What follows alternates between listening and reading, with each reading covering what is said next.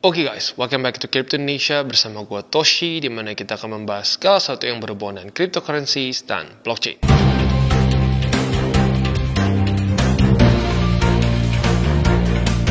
Oke, kita kembali lagi ke Crypto Reviews dan pada hari ini kita akan mereview mengenai Unit ya. Unit ini adalah suatu messenger based cryptocurrency project. Nah, mungkin kalau kebayang messenger ya mirip-mirip Telegram ya. Nah, tapi kita akan bahas beberapa hal yang unik di sini. Jadi kita akan review sekarang, tapi sebelum kita mulai seperti biasa gue akan disclaimer dulu bahwa semua konten dari TCI bukan financial advice, ini semua bentuknya adalah edukasi dan specifically untuk ini lebih ke review. Jadi kita akan bahas semua dari sisi positif dan negatifnya ya.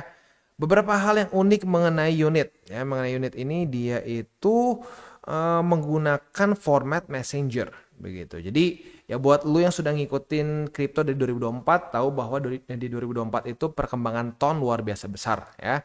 Nah, kenapa bisa seperti itu? Karena dia menggunakan basis messenger. Begitu rata-rata orang itu ya malas menggunakan wallet dan lain-lain begitu. Walaupun buat lu yang sudah biasa sih gampang bang. Memang sebenarnya nggak susah ya.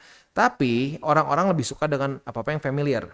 Begitu, dan messenger itu basically sudah berapa generasi ya itu sudah sangat familiar dengan messenger ya, mulai dari BlackBerry, Line, WhatsApp, apalagi dulu ada zaman dulu tuh ada KakaoTalk dan lain-lain lagi lah begitu ya. Jadi format messenger itu sudah sangat familiar ya. Nah, jadi si unit ini juga menggunakan format messenger. Cuman perbedaannya apa? Perbedaannya dia bukan hanya sekedar messenger aja dan ada sedikit blockchainnya, tapi dia memang pengen benar-benar ini fully menggunakan blockchain dari awal sampai akhir lah gitu kasarnya ya. Nah, dibandingkan dengan Telegram kan awalnya ya udah messenger aja dulu baru ditambahin. Nah, lebih gampang untuk membentuk sesuatu dari nol ya, didesain dari nol dengan blockchain dibandingkan coba dimasukin blockchain belakangan. Begitu. Intinya seperti itu ya.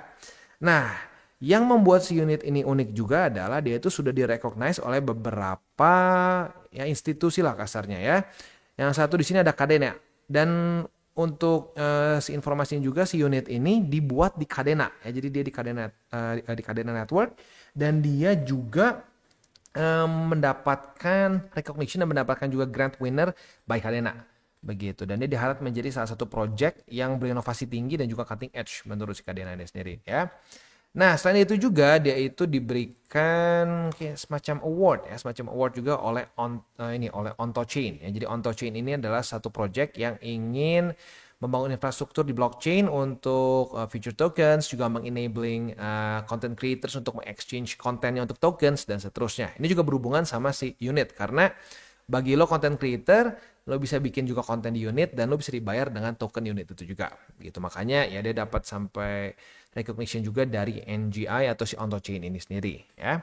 Dan selain itu juga dia itu juga mendapatkan recognition dan mendapatkan juga grant sebesar 15.000 USD ya di European Blockchain Convention begitu. Ya, ini terjadi di 2024 kemarin ya.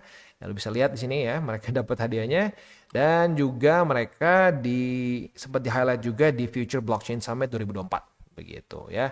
Jadi ya intinya ini beberapa beberapa institusi di kripto ini melihat bahwa wah ini cukup menarik juga lah begitu ya. Dan si unit ini yang berita bagusnya dari sisi investingnya adalah ini masih dalam kondisi pre-sale ya. Tapi seperti biasa gue ingatkan, pre-sale ini secara resiko suka nggak suka walaupun ada utility-nya akan lebih besar. Maka dari itu gue sangat sarankan untuk ya dimitigasi resikonya dengan alokasinya jangan terlalu besar gitu. Jadi kita sudah sering bahas ya, untuk pre-sale itu maksimum di 5%, dan bukan satu pre-sale 5%, tapi semua pre-sale 5%. Begitu. Just in case volatility-nya ya tidak sesuai dengan harapan. Begitu ya. Ya memang kalau nge-boom banget, tapi kalau seandainya drop pun ya bisa ekstrim. Begitu. Jadi sekali lagi cara paling mudah untuk mitigasi resikonya adalah jangan kegedean alokasinya ya. 5% aja maksimum untuk seluruh pre-sale lo. Begitu ya. Nah, untuk belinya seperti apa? Sebenarnya ya nggak beda jauh sih dibandingkan dengan pre-sale lain. Jadi lu bisa pilih mau pakai BNB, ETH atau USDT. Ya gue sih pakai USDT biar gampang ya. Ini pakai USDT BP20. Jadi misalkan lu mau beli berapa? 200 gitu, misalkan 200. Lu bisa klik tinggal buy now, and then lu masukin email lu semuanya oke. Lalu udah gitu lu continue, and then tinggal masukin email ya. Udah gitu untuk transfernya lu tinggal pilih. Misalkan gue pakai USDT ya, USDT. tadi 200 gitu misalkan. Oke, berarti lu tinggal continue and then lu tinggal kirim ke wallet di sini. As easy as that, begitu ya. Jadi ya kayak gitu sih sebenarnya, very easy. Kalau untuk cara belinya sih nggak terlalu berbeda jauh dengan yang lain lah gitu. Nah sekarang kita akan coba kasih lihat dulu gambaran nih, secara visualnya kita bisa ngapain aja sih di si unit ini. Oke, kita akan coba lihat videonya di sini ya. Jadi cara kerjanya gimana? Yang pertama kita bisa mengirim token antara teman. Jadi ya sama kayak kita seperti Messenger in general. Misalkan kita mau ambil contoh, kita mau ngirim ke si Cynthia ya. Kita kirim ke Cynthia, kita write misalkan ada some message gitu ya. Gua kirim berapa token ya buat copy yang tadi misalkan. Lu send, lu tinggal masukin berapa tokennya, and then klik begitu ya. Sama kayak lu ini aja, sama kayak lu ngirim data, ngirim foto dan lain-lain di Messenger begitu. Nah ini menurut gua yang akan bisa membuat banyak orang tertarik, especially buat orang-orang yang masih awam gitu. Aduh, males kan kalau harus pakai wallet dan lain-lain. Kayak di sini misalkan kita isi Greg, nah kita udah dapat nih 5 tokennya begitu ya. Nah, itu salah satunya. Nah, selanjutnya juga di sini kita bisa earning tokens dengan cara nonton ads. Ini mungkin ya kasarnya rada-rada kayak apa ya? Lu kayak airdrop lah gitu kasarnya, kayak nyari airdrop gitu. Lu nontonin ads tertentu begitu. Lu open, lu bisa mendapatkan tokennya gitu ya. Lu ngelihat artikel atau video ya. And then lu bisa mendapatkan si tokennya seperti yang dikasih contoh di atas begitu ya. Nah, selanjutnya selain dari itu juga di sini kita bisa earn tokens by publishing content. Nah, ini makanya tadi sempat dapat kayak penghargaan juga dari si Okto itu ya, karena nah untuk content creator di sini mereka juga bisa mendapatkan token begitu ya. Nah, kurang lebih seperti itu gambarannya. Dan selain dari itu juga di sini tuh ada apa namanya ini ya, misalkan spesifik inilah ada spesifik artikel dan lain-lain kita bisa lihat begitu ya. Nah saat kita mau open pun, nah itu kita bisa disuruh bayar lah gitu, disuruh bayar dengan token yang kita sudah earn, and then ya itu kita bisa baca artikelnya dan seterusnya gitu ya. Nanti buat orang yang mempublish si artikelnya atau videonya, kita bisa earn sama nih dari orang-orang yang melihat si video maupun artikelnya gitu ya. Dan juga di sini ada pay-per-view AI gitu, di mana ini bisa dipersonalize sesuai dengan demand kita begitu ya. Nah ini mungkin ini ya, kalau sekarang ya persaingannya mungkin lumayan ketat ya, karena kan sekarang banyak yang gratis juga nih. Nah nggak tahu nih apakah dia mungkin akan lebih bagus atau enggak ya, we don't know, karena masih belum 100% ini ya, masih belum 100% jalan karena ini masih dalam bentuk pre-sale juga. Nah tapi ini bisa jadi salah satu pemasukannya juga begitu. Tapi ini gue harus akui ini lumayan berat sebenarnya karena banyak pesaingnya begitu. Itu kurang lebih gambarannya. Oke, jadi itu ya kurang lebih dari si unit ini sendiri ya. Sekali lagi bentuknya Messenger ini menurut gue adalah satu direction yang benar begitu. Nah, tetapi ini sekarang masuk ke bagian dari ini nih, dari pandangan gue ya. Kalau dari pandangan gue, mungkin untuk saling kirim token dan seterusnya itu bagus ya. Dan menurut gue itu mungkin bisa dikembangkan lagi. Jangan cuma token mereka aja, tapi kalau bisa lu bisa ngirim BTC, ETH dan lain-lain. Dan kemungkinan besar sih pasti akan ke sana juga ya, karena semakin fleksibel akan semakin banyak yang pakai begitu ya. Nah, tapi ada beberapa misalkan dari kalau yang earning dari ads itu kebayang lah semua orang bisa lakuin. Nanti yang bayar si itunya orang-orang bisa dapat token tuh dari orang yang bayar ads-nya. Begitu, itu make sense lah. Nah, tapi untuk urusan yang kayak konten tuh, yang untuk konten, nah itu apakah orang mau bayar dengan token untuk baca misalkan artikel tertentu atau video tertentu? Nah, itu kita masih belum tahu ya, karena sekarang orang-orang sudah terbiasa dengan video secara gratis gitu ya. Kayak sekarang aja, lu lihat video gua kan gratis. Begitu. Nah, apakah orang mau untuk bayar atau enggak? Nah, itu we still don't know, begitu ya. Nah, itu mungkin salah satu yang ya kita masih belum tahu gitu ya, apakah bisa atau enggak. Ya, bahkan gini deh, sampai sekelas Bloomberg aja gitu kadang-kadang orang suka malas kan kalau disuruh bayar yang kayak berita premiumnya gitu. Nah, apakah itu orang mau atau enggak? We don't know ya. Nah, juga selain dari itu ada untuk urusan yang AI. AI kita tahu sekarang semakin inilah ya, semakin saturated lah si marketnya ya. Wah, semua banyak persaingan, ChatGPT udah sampai ke berapa dan seterusnya lah gitu ya. Nah, itu juga apakah dia bisa mengalahkan gitu ChatGPT dan lain-lain, itu juga masih belum tahu gitu ya. Nah, tapi ya kalau gua ngelihat sekarang sih ya ini bisa kita jadikan sebagai satu peluang jangka pendek lah gitu kasarnya, di mana kita bisa ikutan presale-nya. Ini juga sempat ada beberapa kali dapat hype lah dari Kadena, dari yang lain-lain juga gitu ya.